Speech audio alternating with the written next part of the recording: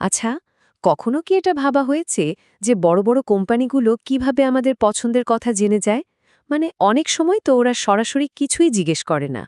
চলুন, আজ আমরা সেই রহস্যটাই একটু উন্মোচন করার চেষ্টা করি।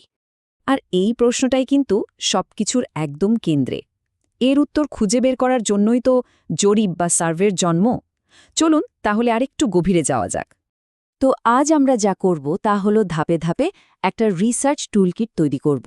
আমরা দেখব তথ্য সংগ্রহের মূল হাতিয়ারটা আসলে কি, কিভাবে নিখুঁত প্রশ্ন বানানো যায়, পাইলট জরিপ কেন এত জরুরি, মাঠে ঠিক কারা কাজ করে, আর সবশেষে কি কি ধরনের তথ্য সংগ্রহ করা হয়। তাহলে চলুন শুরু করা যাক। আমাদের টুলকিটের প্রথম এবং সবচেয়ে জরুরি জিনিসটা দিয়ে শুরু করি। এই জরুরি টুলটা হলো প্রশ্নমালা, ইংরেজিতে যাকে বলে কোয়েশ্চেনার।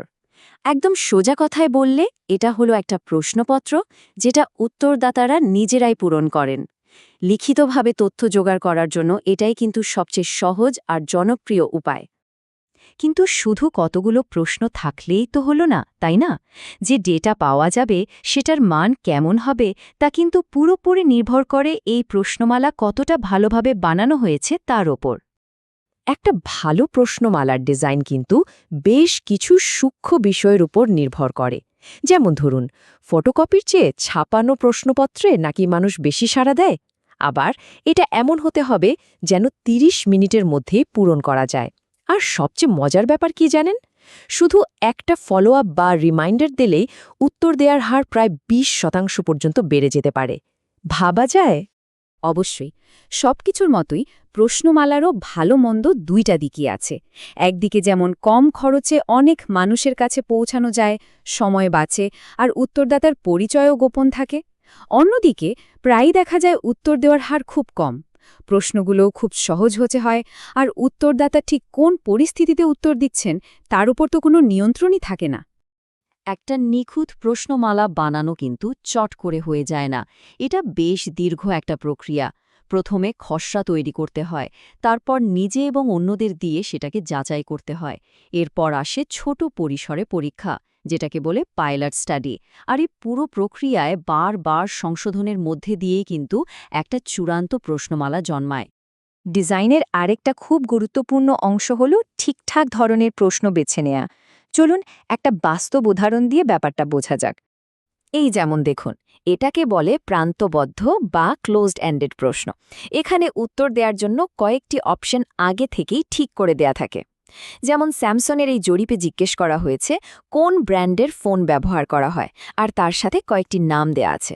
এর সবচেয়ে বড় সুবিধা হলো গবেষকদের জন্য তথ্য বিশ্লেষণ করা অনেক সহজ হয়ে যায়। আরেকটা খুব জনপ্রিয় ধরনের প্রশ্ন হলো লাইকার্ট স্কেল। এটা দিয়ে মূলত মানুষের মনোভাব বা মতামতের গভীরতা মাপা হয়। এই উদাহরণটা দেখুন, ব্যাপারটা একদম পরিষ্কার হয়ে যাবে। এই জরিপের ১৬ নম্বর প্রশ্নে একটা বাক্য দেয়া হয়েছে, স্যামসাং ফোন দেখতে খুব স্টাইলিশ, আর উত্তরদাতাকে দৃঢ়ভাবে অসম্মত থেকে দৃঢ়ভাবে একমত পর্যন্ত একটা স্কেলে তার মতামত জানাতে বলা হয়েছে। এর ফলে শুধু হ্যাঁ বা না এর মধ্যে সীমাবদ্ধ না থেকে অনুভূতির তীব্রতাটাও কিন্তু বোঝা যায়। বেশ, প্রশ্নমালার খসড়া তো তৈরি হলো। এরপর কি? এটা কি সরাসরি হাজার হাজার মানুষের কাছে পাঠিয়ে দেয়া হয়? একদমই না। তার আগে একটা টেস্ট ড্রাইভ দরকার হয়। চলুন দেখি সেই টেস্ট ড্রাইভটা আসলে কি। এখানেই আসি পাইলট জরিপের ধারণাটা। সোজা কথায় এটা হলো মূল গবেষণা শুরুর আগে ছোট পরিসরে একটা ট্রায়াল রান। এটা করে দেখা হয় যে প্রশ্নগুলো ঠিকঠাক আছে কিনা, উত্তর দিতে কত সময় লাগছে বা খরচ কেমন হতে পারে, মানে সবকিছুর একটা আগাম ধারণা পাওয়া যায়। আমাদের সোর্স মেটেরিয়ালও ঠিক এক কথাই বলা হয়েছে যে একটি পাইলট স্টাডি হল একটি পূর্ণাঙ্গ গবেষণার একটি ছোট সংস্করণ বা সম্পূর্ণ গবেষণার প্রস্তুতির জন্য করা একটি ট্রায়াল রান। তাহলে এটা করাটা কেন এত জরুরি? প্রথমত, এর মাধ্যমে পুরো গবেষণা প্রক্রিয়ার একটা মহড়া হয়ে যায়। সময় আর খরচের একটা ভালো অনুমান করা যায়, সম্ভাব্য সমস্যাগুলো আগে থেকেই চোখে পড়ে, আর সবচেয়ে বড় কথা, পুরো গবেষণাটা শেষ পর্যন্ত সফল হবে কিনা সে সম্পর্কে একটা পরিষ্কার ধারণা পাওয়া যায়। আচ্ছা, এতক্ষণ তো আমরা গবেষণা করার টুলস নিয়ে কথা বললাম। এবার চলুন তাদের কথা বলি যারা মাঠে গিয়ে এই টুলসগুলো ব্যবহার করেন, মানে ফিল্ড ইনভেস্টিগেটর বা মাঠকর্মীদের কথা। এটা মনে রাখা খুব জরুরি যে একটা জরিপের সাফল্য কিন্তু অনেকাংশেই নির্ভর করে এই মানুষগুলোর ওপর, যারা মাঠে গিয়ে সরাসরি তথ্যটা সংগ্রহ করে আনেন। তাদের ভূমিকা আসলেই খুব গুরুত্বপূর্ণ। তাহলে একজন ভালো মাঠকর্মীর কি কি গুণ থাকা দরকার? তাকে অবশ্যই বুদ্ধিমান, সৎ আর ধৈর্যশীল হতে হবে।